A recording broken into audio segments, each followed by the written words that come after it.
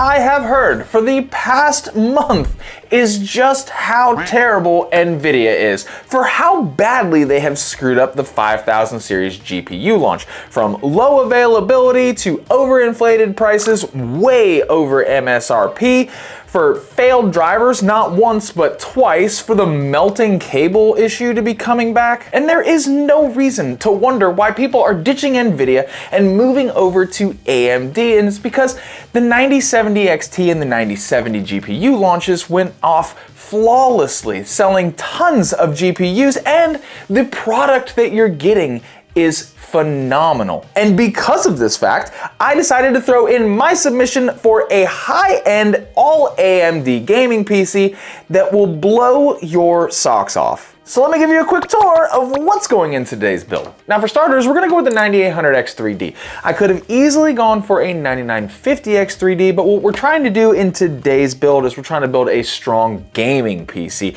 The 9950X3D is a phenomenal CPU, but that's more geared towards gaming and productivity, where we're trying to build a pure gamer, so the 9800X3D is absolutely the best choice there is. Now the motherboard that I decided to go with was this B850 Eagle board. I say that I went with this, but in reality there was a great combo deal for this motherboard plus the GPU that we're going to be using in today's build. Now this is one of the cheaper B850 boards, but it is still a great option. It's going to give us all of the functionality that we need for the hardware that we're going to be using for our PC.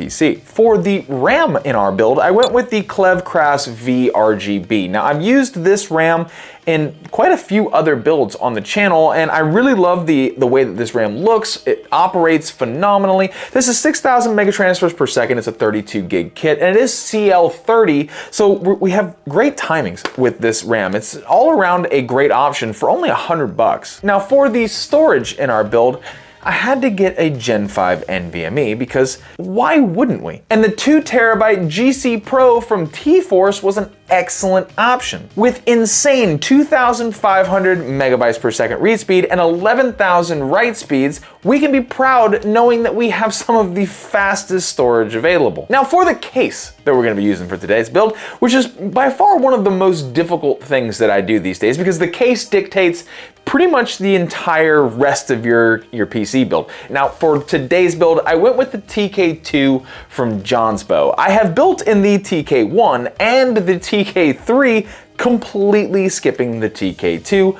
And I don't know why, because the TK-2 shares more of similar features to the TK-1, and I absolutely loved the TK-1. The TK-2 is an ATX dual chamber case that can fit up to 9 fans. Its main selling feature is this one singular piece of glass that does wrap around the front of the case, allowing you an unrestricted view of your hardware. Now, along with the Jonsbo case, I also wanted to use Jonsbo's fans again, because I used Jonsbo's fans in our Bow 400 build that I did a couple weeks ago, and these things were hands down one of the most popular parts of that build.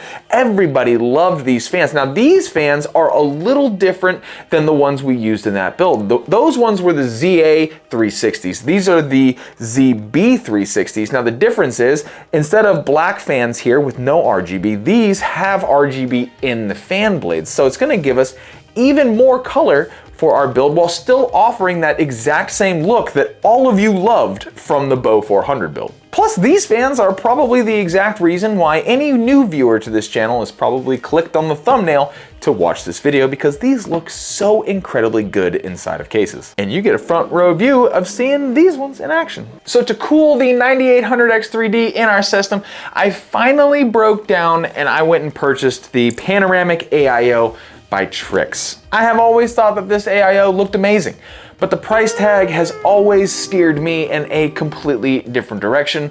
You can't blame me, I flip PCs mostly, so I always look for the deal, and this just isn't a deal. But since we are building a mega computer here, I figure we just go ahead and get it, and finally time to add it to the list of products that we have used on the channel. Now for the power in our build, I went with the Be Quiet Power Zone 2. Now this is a 1000 watt power supply, and that may be a little overkill for the build. An 850 watt power supply probably would have been just fine for this build, but I wanted to give us a little bit of headroom. Plus, I know that AMD cards get like crazy power spikes, and I didn't want there to be a power spike and we didn't have enough power supply to compensate for that, and I really don't want the computer to shut down during mid-gameplay, so I went with this power supply. I think that it was an excellent choice. And now that we're talking about GPU, we will be using this Gigabyte RX 9070 XT. This is an amazing 4K capable card with 16 gigs of VRAM and the ability to utilize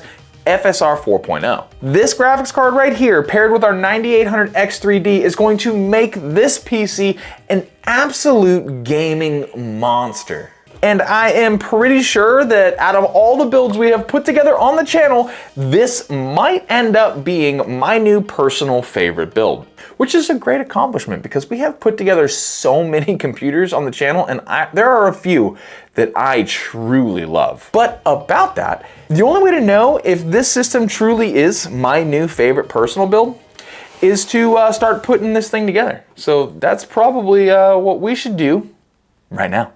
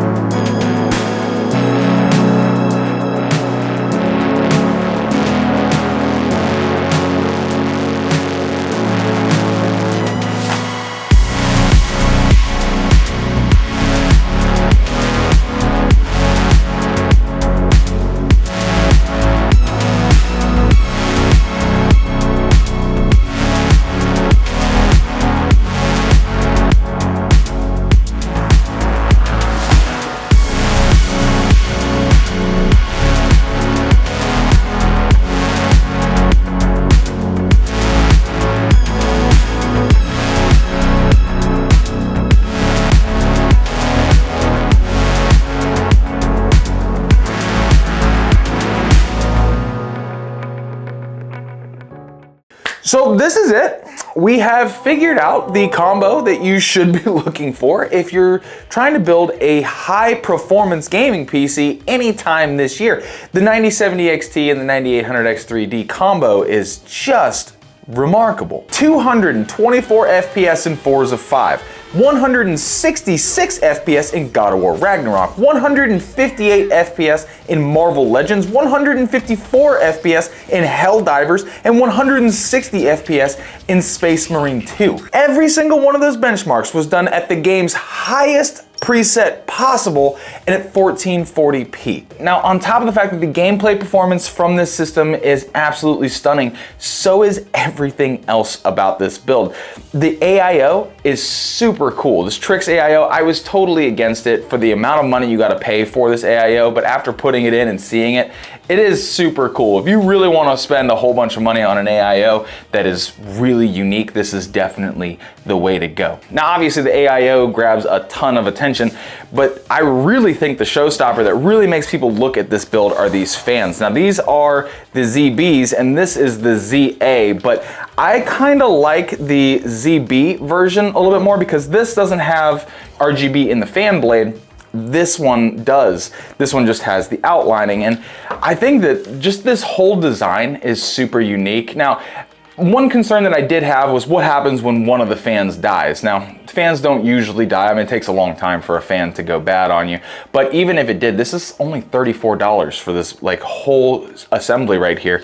And it's really nice to just have the ability to throw in this one whole unit and then I just have one cable to manage versus having 3 individual fans that each have a PWM fan header and splitter and an RGB header and splitter. So it's just, there's a ton of wires when you do individual fans, and this kind of simplifies everything. It just makes keeping everything clean really, really easy. And if you are building a high-end gaming PC, I would definitely consider the TK-2. This is a very high quality case. The amount of room you have for cable management is unbelievable, and the amount of airflow pumping through this system is equally impressive. These fans bring in a ton of air to the GPU. The GPU only hitting a max temperature of 71 degrees at benchmarking. In gameplay, it only ever hits 63 degrees at max temperature. And the CPU, while, you know, obviously the CPU is liquid cooled, so you're kind of depending more on the AIO than anything else, but the CPU